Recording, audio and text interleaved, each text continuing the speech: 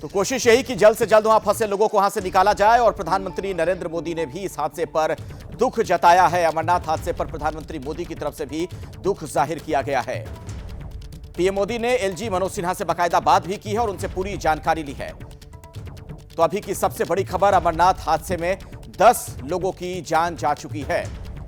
हमारे साथ निधि श्री हमारी सहयोगी लगातार जुड़ी हुई हैं। निधि, आपसे थोड़ी देर पहले बातचीत हो रही थी, आप भी गई थी अमरनाथ की यात्रा पर। वहां पर टेंट वगैरह जो लगाए गए, कितने लोग उस वक्त वहां पर होंगे? चूंकि ये घटना जो घटी है, बताया जा रहा है बिल्कुल पवित्र गुफा के पास की घटना है।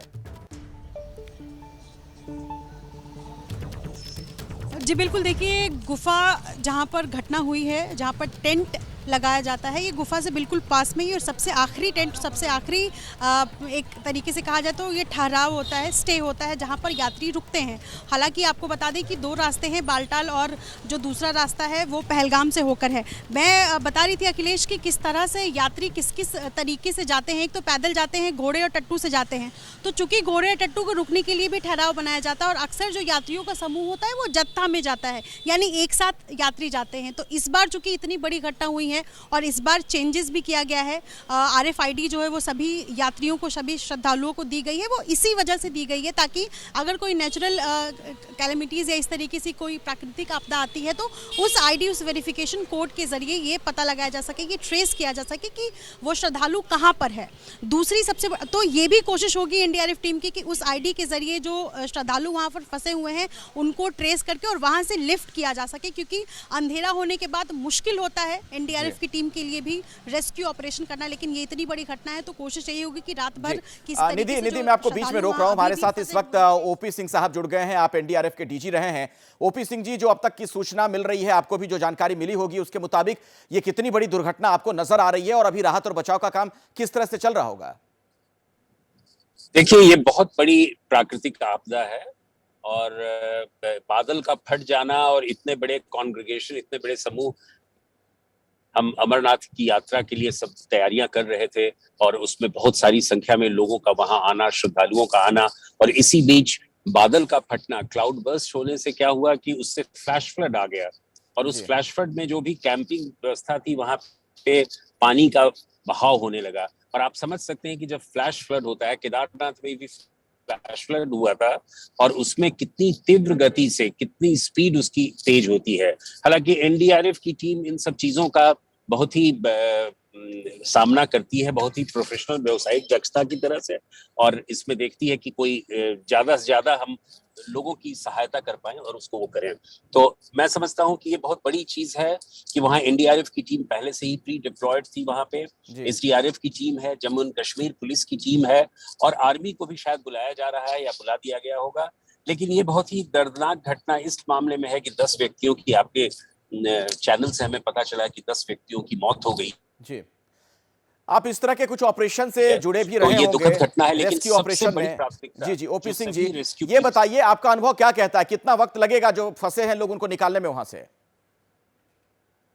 देखिए, सबसे बड़ी दिक्कत, सबसे बड़ी जो चुनौती है वो रात का समय है। यहाँ पे अभी 8:30 बजने जा रहे हैं, वहां पे अंधेरा होगा और उस अंधेरे में सारे ऑपरेशंस को कंडक्ट किया जाना, ये सबसे बड़ी चुनौती है। लेकिन हम लोगों के पास, NDRF की टीम के पास, SDRF की टुकड़ियों के पास लाइटिंग की पूरी व्यवस्था रहती है और उस लाइटिंग की व्यवस्था के कारण जो है पूरी तरह से ऑपरेशंस को लिया जाता है। तो सबसे बड़ी व्यवस्था जो लाइट की होनी चाहिए। दूसरी सबसे बड़ी दिक्कत होती है कि वहां पे चूंकि जल का प्रभाव हो रहा है, वहां पे स्पीड जो है वो रिवलेट का बहुत ज्यादा है। उस स्पीड के कारण लोगों के बहने की संभावना हो सकती है, तो उनको ट्रेस करना, उनको सुरक्षित पहुंचाना, ये भी एक बहुत बड़ी चुनौती होगी। और तीसरी सबसे बड़ी चुनौती कि वहां पे हमारे जो जवान होंगे उनको पानी में ये ऑपरेशन करना होगा। पानी में लोगों की डूबने की संभावना हो सकती है, बहने की संभावना हो सकती है, उनके जान माल को खतरा हो सकता है। इन सभी चुनौतियों को देखते हुए हमें लगता है कि ऑपरेशन में काफी समय लग सकता है। और सबसे बड़ी चीज है कि इस हाँ, OP सिंह जी, एक बात और बताइए, जिस तरह की घटना घटी है, जैसे ये बादल फटा है, क्या इस तरह की भी आशंका होती है कि जल का, पानी का तेज प्रभाव फिर से थोड़ी देर में आ जाए? कुछ इस तरह की भी आशंका है क्या? क्या फिर से पूछे जरा, क्या मैं आपसे ये कह रहा था कि जैसे बादल फटने के बाद जैसे मलबा और पानी तेज प्रवाह के साथ आता है, तेज बहाव के साथ, क्या ऐसी आशंका होती है इस तरह के कुदरती प्रकोप में कि दोबारा भी थोड़ी देर में कुछ अंतराल में इस तरह की घटना घट जाए? बिल्कुल हो सकता है, बिल्कुल हो सकता है। इस प्रकार की प्राकृतिक आपदा में कुछ भी होने को हो सकता है और बादल के पुनः फटने की भी संभावना, वो मौसम विभाग बड़े बारीकी से उसको देखता होगा, अनुमान लगाता होगा। लेकिन बादल फटने की घटना के बाद जो फ्लैश फ्लड होता है, उस फ्लैश फ्लड से कुछ भी हो सकता है। तो मैं समझता हूँ कि ये वहाँ के रेस्क्यू टीम्स ने उसको जरूर उसका आकलन किया होगा। अपनी तैयारियां उन्होंने उस तरीके से भी किया होगा कि किस प्रकार हम रेस्क्यू में इन लोगों को इवैक्यूएट करने के पहले हम उनको बचाएं और बचाकर उनको इवैक्यूएट करके सुरक्षित स्थानों पर ले जाएं। ये बहुत बड़ी चुनौती होगी। चलिए, शुक्रिया हमारे साथ जुड़ने के लिए ओपी सिंह जी आपका। आपने ये जानकारी दर्शकों तक पहुंचाई। तो अभी की सबसे बड़ी खबर पर लगातार हमारी नजर बनी हुई है। आप देख रहे हैं किस तरीके से ये हादसा हुआ है और सबसे बड़ी चिंता, जो लोग फंसे हुए हैं जल्द से जल्द उन्हें कैसे वहां से निकाला जाए।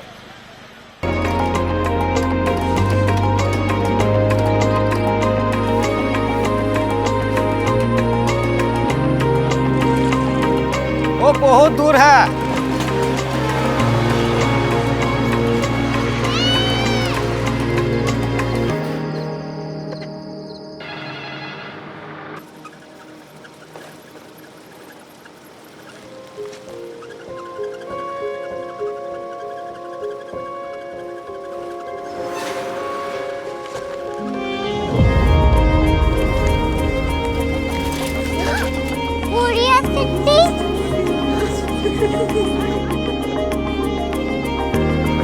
दुनिया कुछ लोग बड़े होते हैं। कोरिया सिटी कहाँ है? प्रोफेसर साहब को पता होगा।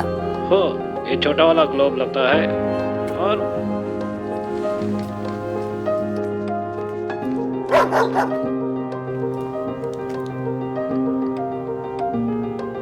पता नहीं, मेरी बेटी से जाके मिल लो, शायद उसे मालूम हो।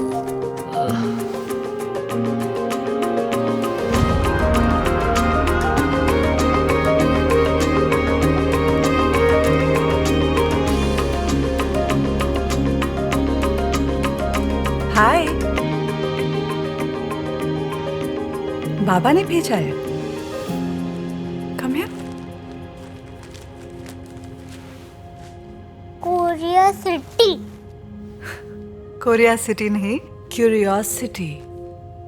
वो क्या? That's what brought you here? जो तुम्हें यहाँ तक ले आया। क्यूरियोसिटी।